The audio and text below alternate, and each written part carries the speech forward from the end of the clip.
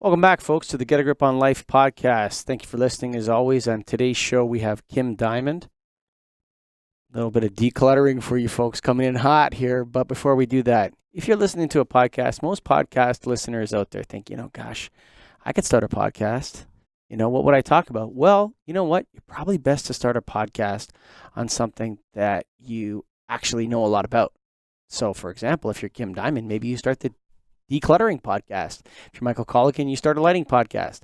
And so when subject matter expertise is really the heart of podcasting. And if you want to do that, come on down to Get a Grip Studios, Victoria Park and Steeles if you're in the Toronto area, or fully virtual. You can work with Get a Grip Studios anywhere in the world, folks. That's right. Fully virtual. Right now, Kim and I are talking over the cyberspace internet. So go to getagripstudios.com.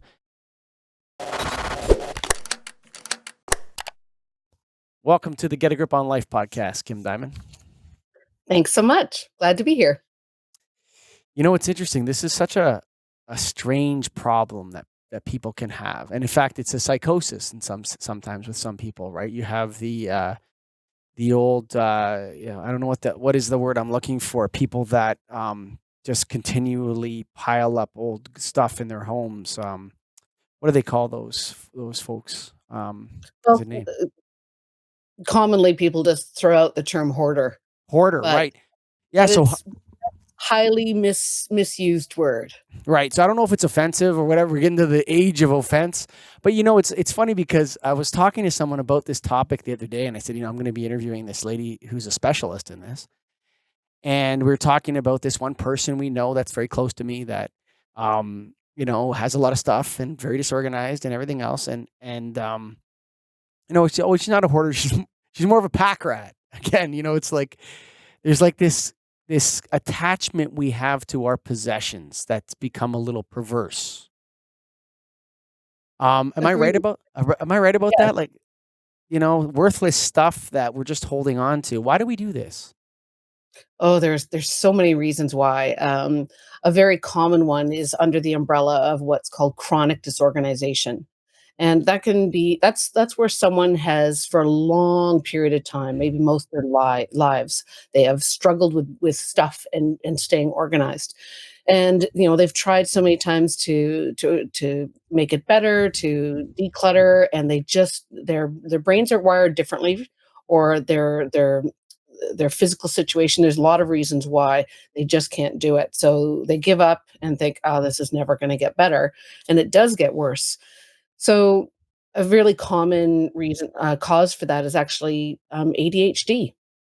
And there really has been an explosion in diagnoses of adult ADHD because parents are bringing their kids in thinking, oh, I think I've got my kid's got ADD or ADHD. There's almost interchangeable terms. And they see what's going on, think, oh, that sounds like me. And sure enough, there's a lot of adults who've never been diagnosed. And that affects the executive function part of your brain. So decision making, categorizing. So they're wired differently. So you have to organize in a different way for people like that. And this is you're not making a medical diagnosis here. You're just saying that, listen, this is what it is, and I can help them. Is that correct? Exactly. Yep. Yeah. I don't know, so I'm not a clinician, but I'm trained to look for signs and clues that help me organize the right way for that person. It's kind of like a teacher where, you're in a classroom and one kid's, having some trouble, and maybe you go to the parents and you say, look, I'm not a doctor, but perhaps your child could, consider, seeing someone about, I've seen this before and I'm not in this. You're kind of filling that same role for people. Yeah, exactly. And often clients will tell me, you know what, I have ADHD. Oh, okay, thank you. And the more forthcoming they are, the more effective I can be as well. And again, like there could be other things like concussions. It can be a cause as people physical limitations, dementia, depression. Those can all lead to depression, grief. Those two are really high up there, and depression, anxiety, and then grief. Grief can shut people down for a long, long time. And, they can't bear to get rid of anything that belonged to, their parents, their loved one, whatever it is, and they'll hang on to that stuff forever, even at the expense of sometimes their own health and safety. I walked into a guy. I used to sell coupons when I was very young, 18 or 19, door to door and in parking lots and stuff like that. And I remember knocking on this one guy's door and saying, "Hey, I'm, selling this coupon for this shop around the corner here or whatever." And he's like, "Yeah, yeah, come on into my house." So I went into the guy's house and there was stuff everywhere. Okay. But then I sat down in his living room to discuss this program we were offering. And he had a Christmas tree sitting in his living room, and it was completely bare of needles, and all the needles were piled up on the floor in front of this Christmas tree. And Mhm. I looked at it, and I said to myself, okay. And he's like, yeah, my wife died 5 years ago at Christmas. Wow, that's there you go. Grief shut him down. Yeah. And I thought to Yeah. myself, like, I remember I was 18 or 19 years old, and I thought to myself, holy mackerel, like whatever it is that you need to process with that or whatever, you haven't even started to process it. And Mhm. here he is 5 years later buying a coupon from some kid who knocked on his door to sell him a coupon. And it wasn't a pity reaction. It wasn't a sympathy reaction. I was very much empathizing. I thought, man, that must have really devastated him. I didn't ask him about it or anything. And Yeah. we ended up talking, but I thought to myself, that's like, he's stuck there at Christmas, 1980, whatever, 1992 or whenever it was. Yep. I've seen situations like that many times.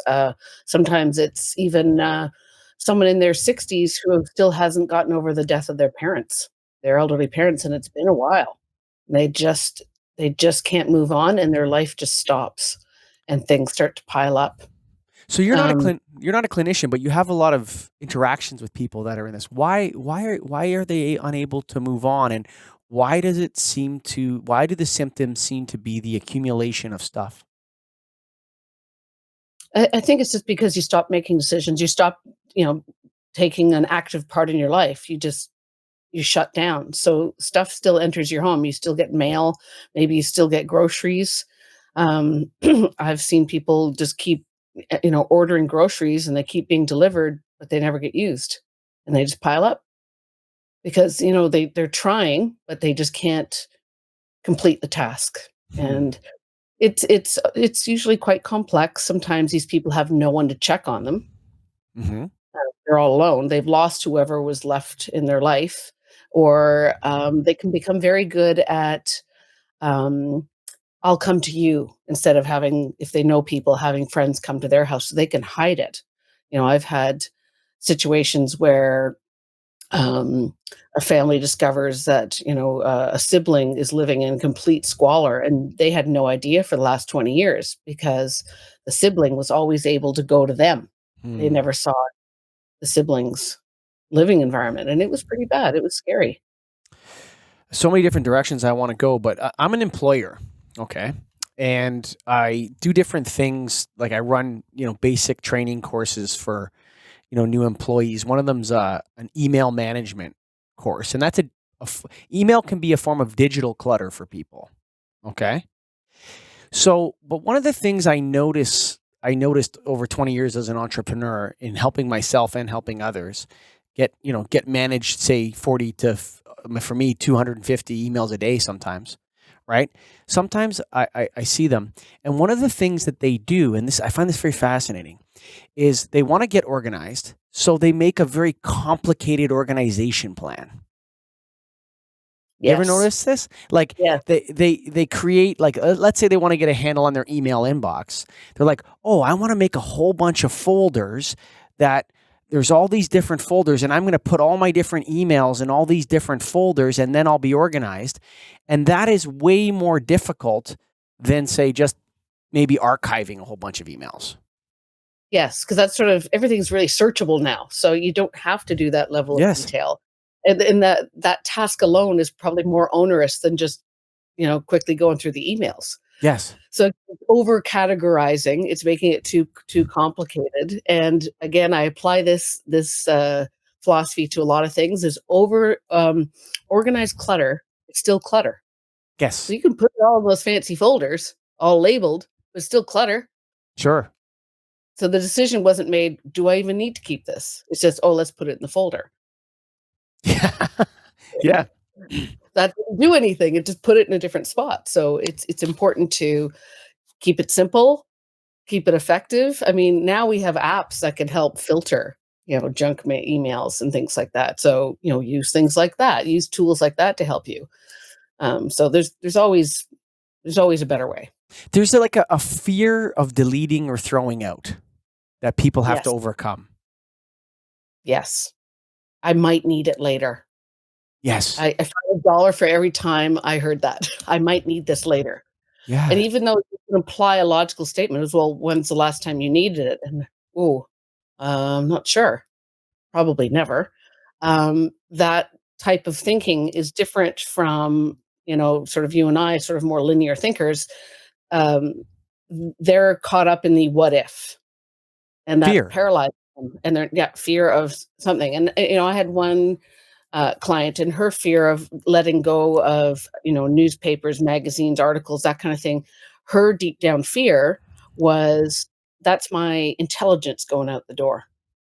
If I don't have that, I won't feel smart. Hmm. That took me a long time to figure out with her. But that's what it represented to her. A Hmm. lot of deep psychology. Sometimes you have to ask a lot of questions and just really listen to what they're saying, the client is saying to you. And sometimes you can get a little breakthrough and figure out the why. Hmm. What is the reason behind the attachment? Hmm. And when you're sort of, there's like a counseling stage, I think, to what you do. Almost. I mean, there's fine lines between therapist, coach, and organizer, but Sure. there are sort of, we're there to help them with the decision making process and move them along.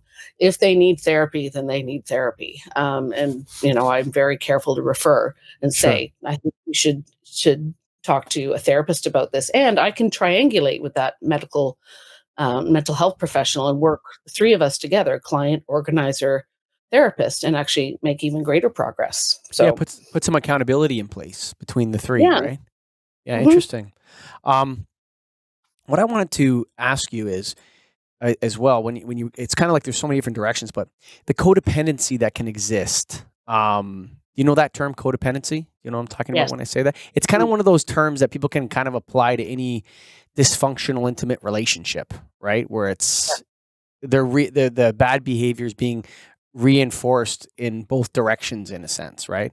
Exactly. Um, the when you're encountering spouses or families that are caught in the trap of disorganization and clutter and all this sort of stuff, I remember watching this one show. It was a hoarder show or whatever, and I find those shows somewhat perverse, but in a way I like to watch them. It's kind of like, I guess, like the paparazzi. I don't know. But this one lady, this one lady was like crazy. The organizer was going through each room, and there was just piles of stuff and piles of stuff everywhere. And it was clearly her problem and not his problem. And it was clear. But then they went to the husband's organization, and he had one room with one pile of stuff that he had to get rid of. And we had just been through the whole house of stuff of this one lady's. And we walk into this one room of the guy's stuff, and the lady goes, "Oh my God, this is disgusting," to the husband. "How could you have all this stuff?" Well, that's someone who's clearly doesn't have a lot of insight into her own problems, which isn't great. If they're really in denial of their own issues, then things are going to probably get a lot worse before they can get better. If they realize they have a bit of a problem, you can usually begin to help them almost right away. But again, you've got to figure out their perceptions about their stuff. Why are they hanging on to it? Sometimes it's just, it's pretty, it's beautiful to me, and you're thinking it's a crumpled up piece of tinfoil, but Mm. to them, the sun hits it, it sparkled, it's beautiful. For some people, it's like, I can use this. This is a useful thing. I'm not going to waste it by throwing it away. I mean, there's things like that you've got to dig and figure out. But it's interesting in that case that she thought her husband had a problem. But I see that a lot, like spouses having different organizing styles. Hmm. One could be kind of a messy, and one it can be like a neat freak. And how do you put together systems that make it work for them? Or if there's kids involved, what's going to work for that household? So sometimes it's a little complicated. Yeah, I bet. How do you deal with the dynamic of a husband and wife where somebody perhaps is, I don't know how to put it the right way, but where one spouse is highly conscientious and organized and the other spouse isn't, and there's like that a dynamic of anger between the two of them, over that. How do you unpack that with them and get them to come to some common ground? Yeah, it's that's I've seen that many, many times. So again, you have to work with both of them together and also both of them separately because they'll each tell you different things, and often it completely conflicts. But then when you're together sessions, but you work towards common goals and compromise. And again, I have to be careful not to be a marriage therapist. Um, it's really all about what system will work for both of you. What kind of compromises can we reach? I can say, as my husband is chronically disorganized. We've been married 25 years, and I'm a pretty neat and tidy person. So I've just learned to give him his space, limit it.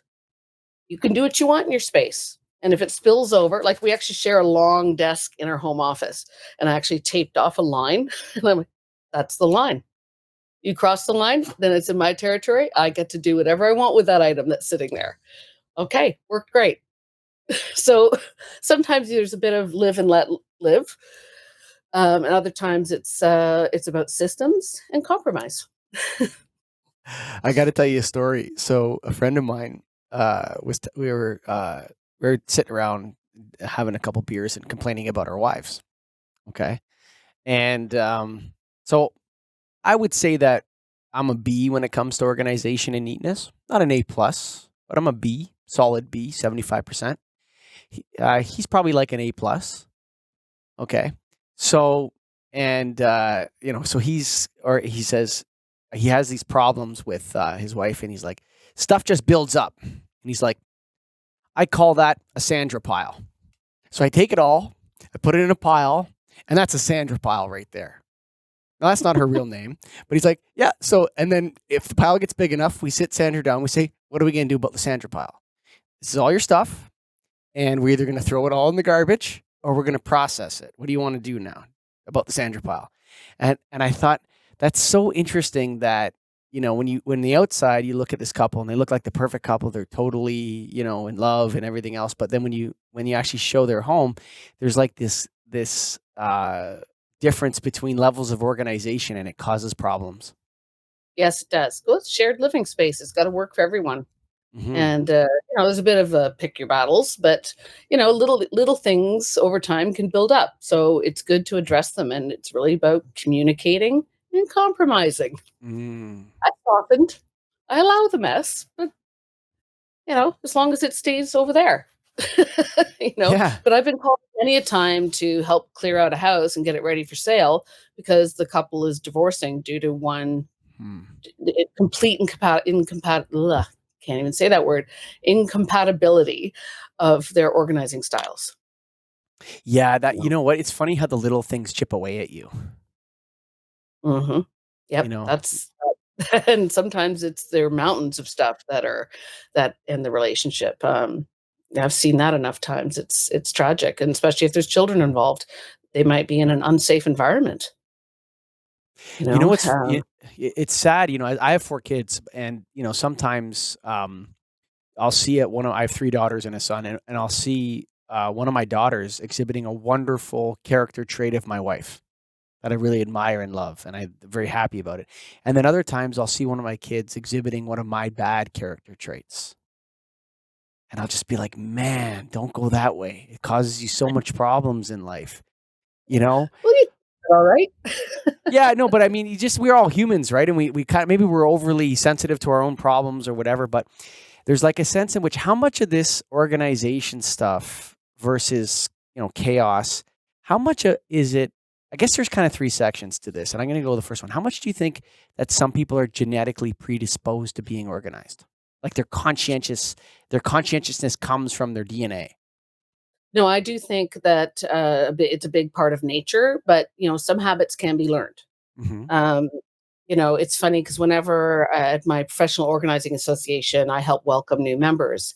And what I hear so often from them is like, oh, I finally met people who are just like me. It's like, yeah, we're all kind of born that way a little bit, welcome to the tribe.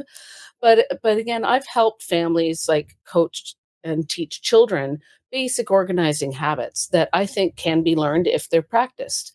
Like I try to tell one thing for a family is to schedule 15 minutes a day for just picking up and putting things back to where in their proper homes. If you Hmm. took the time to take it out, let's take the time now to put it back. 15 minutes a day, which sounds short, but it's amazing how much you can get done in 15 minutes. And that's a great thing to teach kids Hmm. growing up because it's research has shown that hoarding disorder. I'll differentiate between that and hoarding behaviors in a little bit, but hoarding disorder actually starts in childhood. So you are kind of wired that way. So around the age 12, 13, but it's usually kept under control because you're living with parents or siblings, so the mess gets kind of controlled.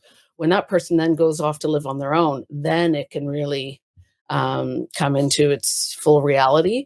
And then if that person is exposed to trauma, it magnifies it.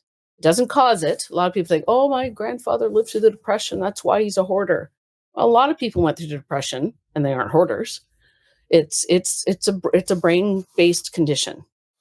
So that's hoarding disorder. And for those people, they're always going to struggle with it. Hoarding behaviors is something that's a little more temporary.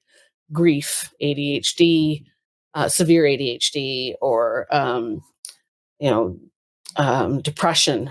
An episode of depression can cause like a situational hoard that can be fixed when that person gets better and if they get help. And that can happen at any time. Yeah. So they're very different. So there is a lot about how your brain is wired. Okay, Just so we to have we have the installation. So you could have a proclivity towards hoarding or a proclivity towards organization. You then grow up and you're introduced to an environment where maybe there's hoarding. And I'll tell you this: I don't believe that people that are raised in a hoarding environment or a bad money environment become bad money people. I think sometimes they react the opposite way to that. yeah, Y- It's not yeah, always that. It's not. alcoholic, right? Sometimes the children of alcoholics will never grow up and never touch a drop of alcohol. Yeah. Yes. I don't think it's necessarily all example based. I think there's a teaching aspect to it as well. That if your house is always clean, but your mother organizes you for your whole life until you're 18, and then you go out on your own, you may become a hoarder, right? No, no, probably not. You'll just probably be chronically disorganized. There you are. Okay, yeah, good point. Sorry, we got some terminology I'm mixing up here. So Yep. maybe more of a pack rat. That's what I heard. I just Yeah, thought that. messy, collectors. There's so many names for it. Yeah. And when I get an inquiry and someone will say on the phone to me during just a phone consult, "Oh, I'm kind of a collector," then I make sure, I'm prepared for that consult that, "Oh, all right, it could possibly be a hoarding type situation." Hmm. So, So, it's funny. I'm gonna throw this in before I get to the next note I made here. But do you find that books are hoarded like crazy? well, yeah, it's a common thing that people have a hard time getting rid of, I would Yeah. say. Because books, because of the words in them and the emotion you feel while reading them can remind you of a point in your life or a pivotal moment. It can represent a loved one. I mean, they can contain a lot of meaning. So yes, I mean, I have a friend of mine. I do tease her about it because she has so many books and she wants to downsize soon. And I said, "What are you going to do with the books?" She's, "I don't know. It's going to be like losing a limb." Like, okay, yeah. Yeah, it's interesting because the whole book thing that it's tied. But remember the Seinfeld episode, right? Did you ever reread those books? Eh, like most people don't reread their books. Like you read a book and you put it on the shelf and that's it. But no, I hear it. I hear it. People will tell me that yes, they will reread those books, or if they haven't, they will. Right. So they can't get rid of it. They might reread It might. it. So I want to talk about habits versus behavior. Okay. Do Yes. you know what I mean when I say that? So Yeah. some people have, like, some employees have bad habits, right? So we have to address the routine. We have to make sure we put some accountability in place, and then we can overcome those habits in a 6 to 8 week period, where now you're back to the thing. Other times we're not dealing with habits. Other times we're dealing with behavior. Where a sabotage, thwarting kind of situation. Do you ever see this with any of your clients where they're either self-thwarting themselves because there's some negativity towards themselves or a bad, low self-esteem maybe, or Yes. thwarting a spouse or a partner? Yes, I do see that. They'll have negative self-talk. They'll say, "Oh, I'm such a terrible person. I'm an awful mom. Look at this house," or they beat themselves up about it, which doesn't do anyone any good, and it just contributes to them feeling useless, powerless, overwhelmed. So getting someone out of that rut is the way to get them to start to take action and live life again. So I'm kind of like a trainer at a gym. Mm. You get to your goal a lot faster, and usually when you're starting out at the gym, you're feeling pretty fat, unattractive, you really wish you hadn't worn spandex, you know, everyone's looking at me, judging me, but that's the thing is my clients often feel the same way, like, people judge them, they don't wanna have people in their home because they just can't stand the comments, especially family members, and they start to feel even worse. So any progress is good progress in my book. So it's just getting the baby steps started to get that person out of that hole that they feel that they've dug themselves into, and figuring out how they got there, how long have they been there, and how am I going to get them out? What are the top priorities to make them, feel good about what they're doing? Um, I've been working, oh boy, it's been about 12 sessions with this wonderful woman who shopped herself into absolute oblivion, a high level hoard of mostly brand new things.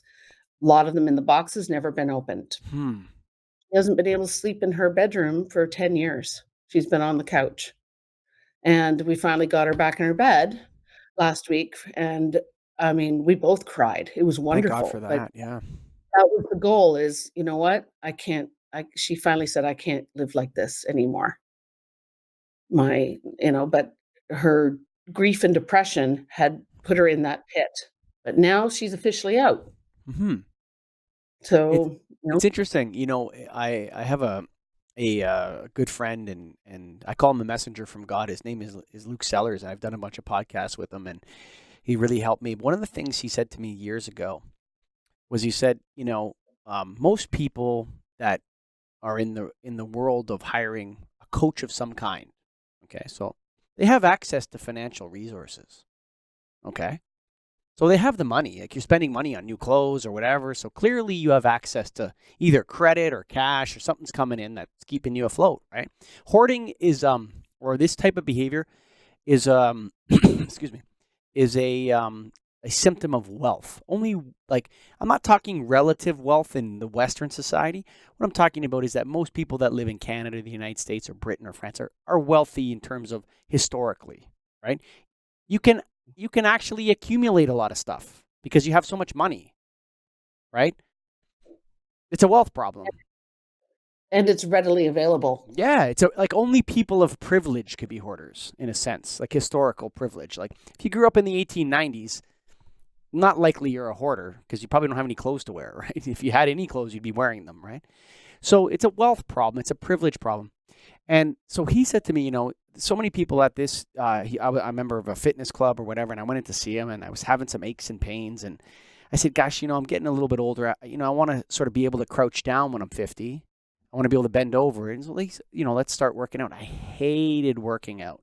Even I was a good athlete when I was younger, but I never liked lifting weights. Treadmills, stair climb. I just, like, oh God, I'm like a gerbil in a cage. You know what I'm saying? Like, Yes. oh God, it just, like, it revolted me to think about it. And then I'm in the gym. Yeah, I'm lifting weights. Like, this is real productive. Yeah. You know what I mean? This is what I used to think.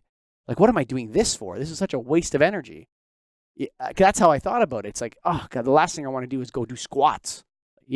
God. So he's like, I don't understand why, people come to the gym, they buy the gym membership, they show up for a month or two, and then they don't come back. This is a massive problem in our society, right? And Yeah. it's not a lack of resources. It's a bad habit situation. It's bad behavior. And so I said to him, well, how would I solve this problem? He goes, sign up for a year of personal training sessions, 3 days a week, and pay for it now. Right? So he assessed me. He's like, I'm a value guy. I don't like to waste money. So he put me in a place where I was like, if I don't go, it's going to piss me off at myself. Now, some people that wouldn't motivate them, but a lot of people that would motivate them. So it took me about 6 months of 3 times a week of being with a trainer, working out, until I stopped hating working out. Like, think about that. Like, I hated it. I'd go in there, oh, God, I'm going to be doing bench presses and squats and deadlifts and arm curls. Like, some people love it. I hated it. And then after that, I started to slowly like it. And then after a year, I can't go a week without having at least 2 or 3 workouts. Otherwise, I start being like, oh, God, I got to get to the gym and have a workout. So we can change. Oh, agreed. And I know they say what it takes, 28 days to change a habit. I think I'm finding it takes more like 3 months, maybe more for some people, especially with regards to organizing. No, it So, takes much longer than that, actually. yeah, So well, you said yeah, 6 months, so there you go. yeah, no, they know that, like, just because your brain forms these pathways, right? Where you come home and you throw your crap over there and this and that, you leave your clothes over there and you do this and this, and you form these pathways of being, so to speak, or there's a scientific name for it. But for an adult, like, the older you get, the longer it takes, right? So young children can form new habits very, very, very quickly. But Mhm. we adults, it takes a lot longer and it takes more commitment. And it takes about 6 months to start to become positive about your change. If you're a fully formed addict, to change your routine. And then after that, you start to form the new pathways of putting your keys on the hook, Yes. right? Yeah. Hanging your coat up in the closet. It's like now you can't stand not hanging your coat up, as opposed to having to force yourself to hang the coat up or force yourself to look at your bank statement every month and pay your bills on time. All of a sudden, you start to change, right? And so Mm. we can change. What's your best case? Like, obviously, you have clients that fail sometimes and go back to the behaviors, and then you have clients that succeed. Tell me an anecdotal story about a client who's really overcome the problem and has thrived after that. Oh, I had this, sweet lady who, had a long relationship and it just devastated her, and so she just started kinda shopping at Value Village and picking up little trinkets here and there, and she's a real animal lover. She's just, like, the sweetest, sweetest lady.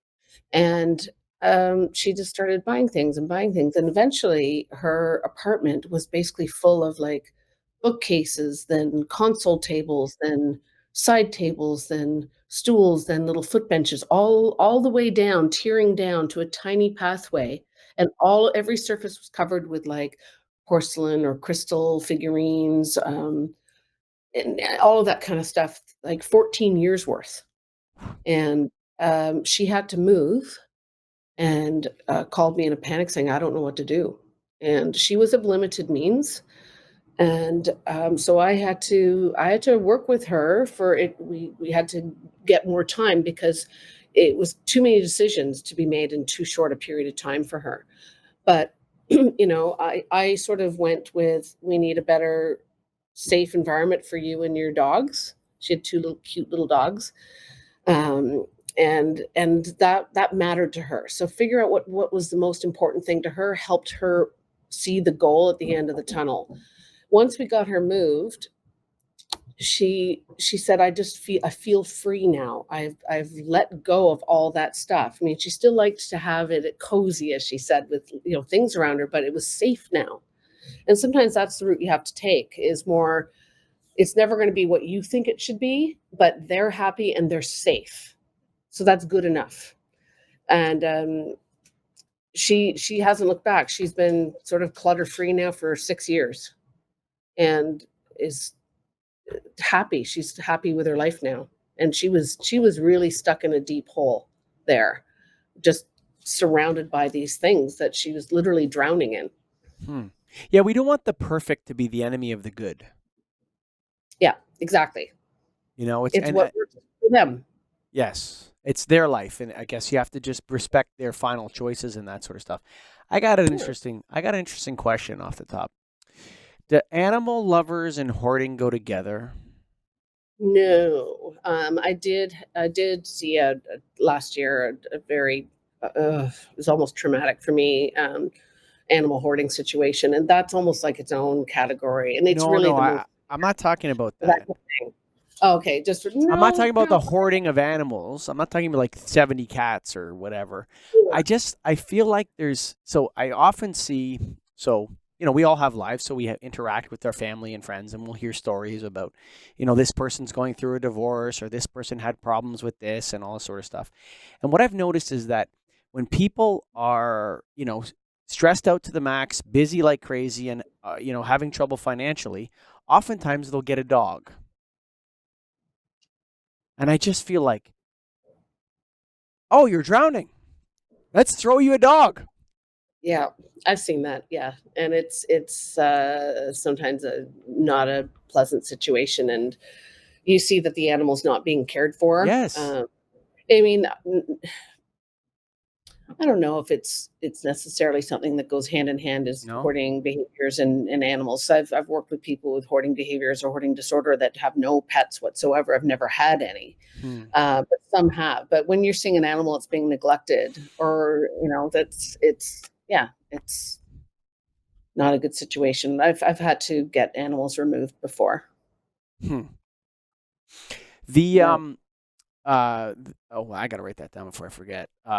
Do you guys have how when people will go to a therapist, a marriage therapist, a personal therapist, whatever, and they'll have to Mhm. sign a form saying, should you disclose any type of thing that I deem as abusive?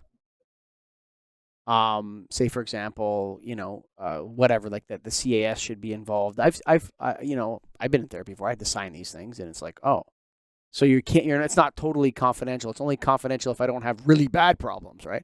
So Mandated reporting. what's that? Mandated reporting. Yes. Do That's you got? yeah.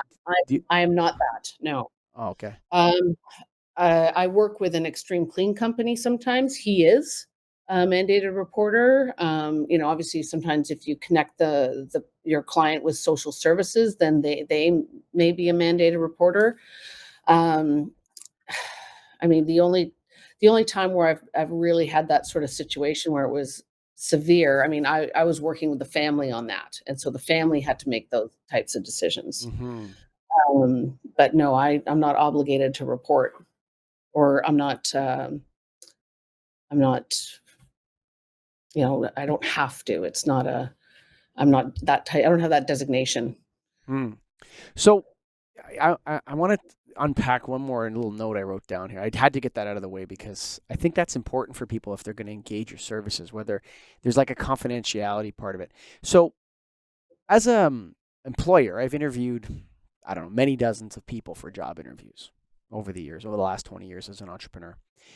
And you know what? No one will admit to being disorganized. Okay. So you'll say to Mm. them, like, oh, okay. I find this almost entertaining sometimes to ask this question. So, are you an organized person? Oh, yes. I'm organized. No one will ever say, you know what, dude? I'm really more of a sales guy with a messy desk, and I swing through the trees with a knife in my teeth and I close deals, but yeah, I'm just totally disorganized. Why? What is it about being organized that it's a social faux pas? Like, people will tell you they're an alcoholic.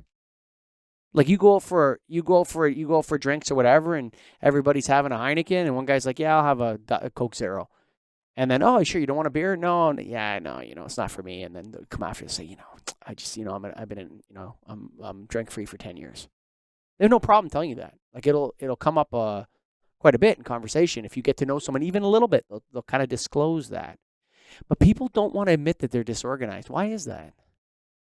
They're embarrassed. People are embarrassed, and it's a shame because there's nothing wrong with being a messy desk salesperson. That No. they and to have great people skills or creative brains. I admit it. I was always a super neat, tidy desk person, and if I saw people with messy desks, I was like, clean up your act. But now I understand that, like, oh, that's awful. That's not true at all. I shouldn't be judging them. Sure. They're high functioning people, and they could probably tell you where every single thing is on their desk. They For every haven't. They're the system. Yeah, there's like there's like there's an order within the chaos in a sense, right? Yeah. Yeah, Absolutely.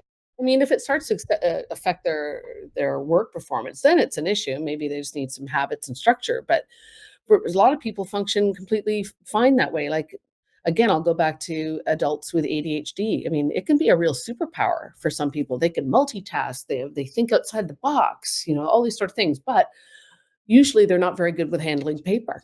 sure. Oh, I have a rule in my office. There's a rule in my office. You're not allowed to give me any paper you want back. That's a good one. Like if you give it to me, there's like a good chance it's just going to get thrown in the garbage because I am a purger. I will purge. Like I just purge. My wife hates it. Like I'm a purger. Let's get rid of this crap. Boom, boom, boom, boom. Let's go. I have a few collections. Like I collect some art and I collect first edition books, but I only have like 24 first edition books. That's it. There you go. See, that's a collection. Yes. And they are first editions, right? And they're valuable. They have resale. They have value on the open market. You could sell the book for whatever, more than I paid for it usually. But I mean, it's actually a collection. But after that, man, I'm chucking everything. Especially in the age of the internet where everything's available online. You don't need this book. Get gone. Good. Look it up on your Kindle in 10 years if you want it again. It's that important to you. Yeah. You know what I'm Yep, saying? exactly. It's going to be there. That's what I tell people with all their manuals and that sort of thing they keep for every appliance they ever had. I said, all of this is on the internet. Yes. Like, they keep these massive file folders full of all these manuals. You probably don't even have half of these appliances anymore, sure enough. Yeah. Keep Get the rid of deed them. to your house. Yeah. Yeah. Keep that All those one. manuals, get rid of them. Where's the ownership of your car? You got that one? You got that document? You got your health Save your card? Yeah. You don't need the other paper. Get this paper out of here. Right? It's one of those things. what you said about being a collector of the first edition books, the way you talked about it, I could see that that's something you really enjoy. A person with hoarding disorder will talk about a stack of newspapers the same way and feel the same way that you do about your collection. Even though theirs is completely out of control, they will assign the same value to that you have to the first edition books. So I just want to make that little connection there. That's interesting. So like a pile of newspapers that they've never read that they have delivered to their door, say. Yep. It's like there's a string attached to their heart to every single piece of those papers. And if those get thrown out, they feel physical pain. You know what's interesting? I coach people in my office sometimes on basic financial skills. Okay. And one of the things I try to impart to them, and this sounds a little crude and raw and insensitive, but I try to impart to people that if you have an asset of any kind, whether that's an old newspaper, it's an asset in a sense. It has something in it, right? Or Mm, a book or a car or a snowmobile or anything. It's only worth what it can be sold for on the open market. By definition, that's yes. its value. They don't want to sell their stuff. They want to keep it because it's valuable. It's right, but it doesn't actually have any value to anybody else, Right. right? And Right. it's like a lot of people don't understand when the concept of assessing value on an asset. Some things have no value by definition other than sentimental value. Exactly. So you're dealing in the sentimental space. Well, and also, again, like I said, it's people who maybe have true hoarding disorder. If it's useful, if it's beautiful, if it like they always have a reason why, and they want to hang on to those things because it has some sort of perceived value, whether just is to make their environment beautiful to them, or they keep it because they might use it one day.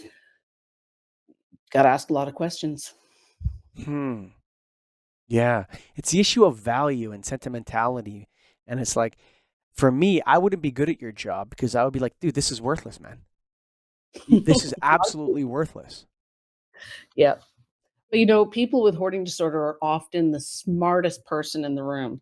They know a lot about a lot of things, like really smart people. Hmm. Sometimes very highly educated in multiple subjects. I mean, a lot of brain power there. But again, their executive function, part of their brain is working differently. Hmm. What's the name of your organization? My company is Clutterfly Inc. So like butterfly, but clutter. So I thought it was kind of appropriate because I am about transforming people's lives and spaces, just like a butterfly, transforms from cocoon to beautiful butterfly. I hope to do that for my clients. That's a good name. The CPO-CD designation, who oversees that? That's through the Institute for Challenging Disorganization. It's an organization in New York, and they do research and education, and it's amazing. So they have 5 levels of study. So the CPOCD is Certified Professional Organizer in Chronic Disorganization, and that's their level 3. And it takes about 4 years of courses and exams, and it's like doing your master. So I'm the eighth in Canada to get it. Not a lot of Canadians have done it yet, but honestly, most of the people who call me are chronically disorganized in some way. So getting that designation was really important to me so that I can actually do a better job. Hmm. You know what's Yeah. interesting about that is, so like I said, I have 4 kids, and I look at, you said a master's degree. The problem is that I would say the vast majority of master's degree in liberal arts have no post graduation value to the open market, back to value, right? Mhm. So you're talking about an industry designation, right? That's what it is. It's like, you Yes. know, and so you're working and you're training and you're working, and as you train, you're getting paid to work, and you're taking some of that money and you're using it to buy more training, and there's like this reciprocal relationship. It's almost more like a trade than it is like education. It's like trade education, right? Yeah, it's very practical and directly applicable to the work that you're doing. Yes. And, I work under with a mentor who helps guide me and that sort of thing as well for during that period, and it's so worthwhile. More people should do it. I mean, there's other certifications you can get, but for me, I just found that that was the most important one to pursue because it was the most related to what I was doing. I Yeah. mean, I don't always work with chronically disorganized clients. Sometimes I am doing, closets and fancy houses and things like that. But I really enjoy the psychology behind Hmm. the challenge for the more complex ones. So in that sense, I always encourage, like, I'm my kids. It's like, yeah, post secondary education is fantastic, but you have to know what it is you're going to do with that education after you get it. I really, really, I think industry education and industry designations and institutes that are giving people practical skills to help other people are extremely undervalued. I agree.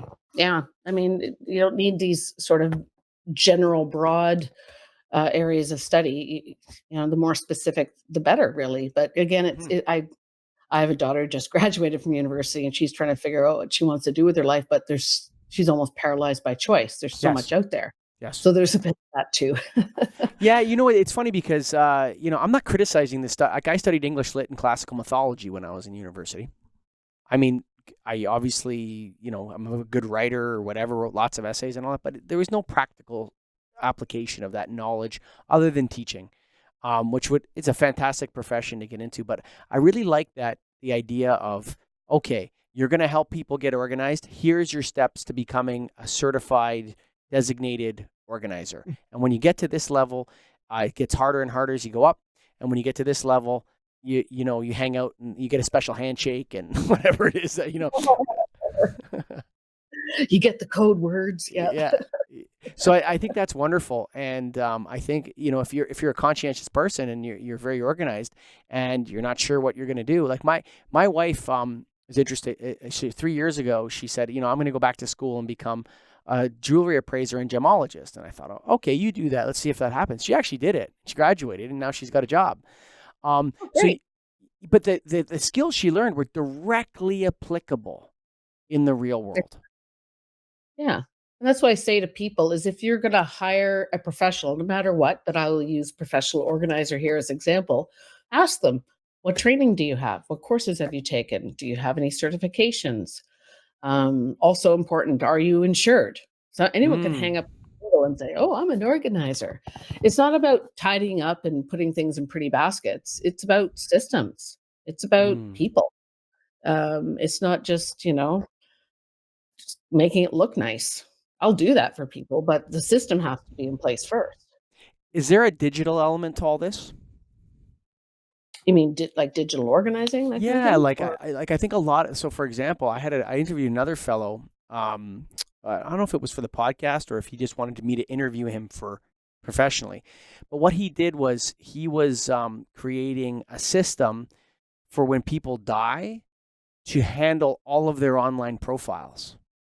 So people yeah. have massive amounts of a massive digital footprint now. Spotify, iTunes, Google Play, and they'll have the same thing. Like they'll have all five of those, and then a Facebook profile, a Google Hangouts profile, a Instagram account, a Twitter account, just vast stores of information about them.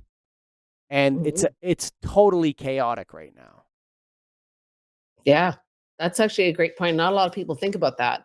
Um, but yes, there's ways to do that. Is you want to document and all of your passwords, but yet keep that in a safe place somehow. And what if you do pass away?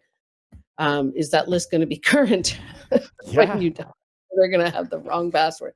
But ultimately, as long as you have access to your email account, you can reset passwords. But I think that's an area that's going to explode of that type of service is part of estate planning, your digital estate plan. Oh, for sure. Like it's a huge Whoa. and most people are even the most organized people have no idea how many accounts they have at different digital areas in the world. Yeah.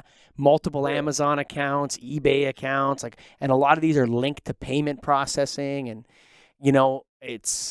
Uber accounts. I'm telling you it's a Yeah. whole other there's a whole virtual world there that is people are going to start to die and be like, oh my God, someone's been using this guy's Uber account for 6 months after he died. Yeah. I could I'm see not, that. yeah, for sure. There's holes in the system. Yeah, for sure. Another one is, photos, same kind of thing, whether digital Sure. or classic style photos is organizing those, and that's a specialty. There's organizers who just do that, but so many of us have tons of photos, especially once digital cameras and now our phones are cameras. We have even more, but they're all just go into this big folder somewhere in your computer, you know. But they're Well, not again, organized. I'll tell you a story because I know what you're referring to is that some of those photos are extremely private, Well, there's that too. Yeah, like exactly. extremely private. So I've been an executor of an estate, and I met with a person that is like you, but he's an executor coach. Hmm. Right? Like, here's what you got to do. Like, never mind the lawyers, because the lawyers, everything you got to pay for, and they don't.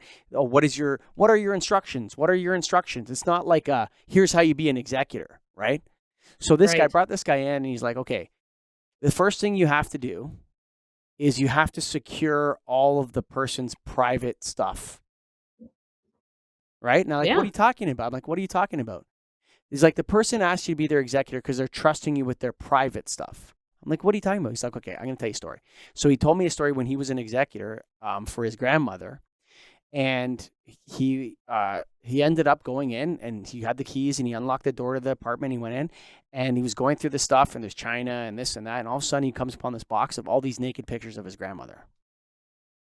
Oh dear. Right, given Oh, to her husband over the years, and it was a box the husband kept.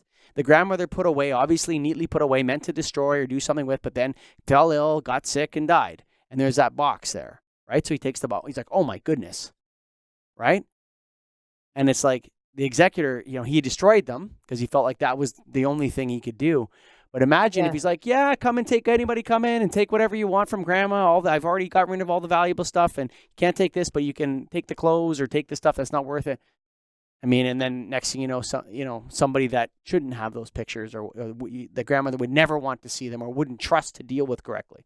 So there's a lot of that too that you don't think of on your hard drive or whatever. And next thing you know, the wrong person has the stuff, or they didn't clear Absolutely. the hard drive right before they sent it to the Yeah. recycling depot and whatever. So, Kim Diamond, you're a diamond in the rough. Thank you for coming on the Get a Grip on Life podcast. Tell everybody about your website, your social media, and your business, how they can get in touch with you if they need you.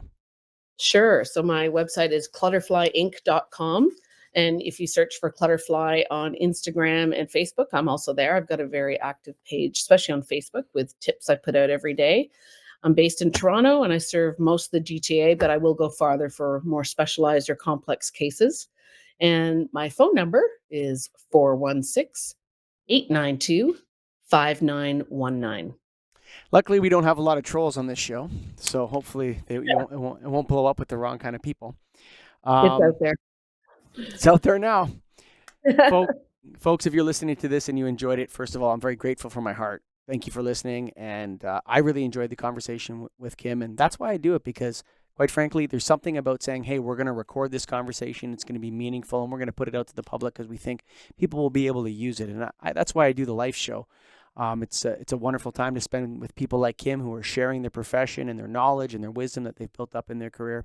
If you want to start a podcast, if you have some knowledge you want to share with people, if you know something that everybody else doesn't know and you want to get it on the internet for whatever reason, Get a Grip Studios can help you. Go to getagripstudios.com. I'm not going to spell it for you. It's pretty easy. Getagripstudios.com. Anywhere in the world, we can help you out. Folks, thank you for listening.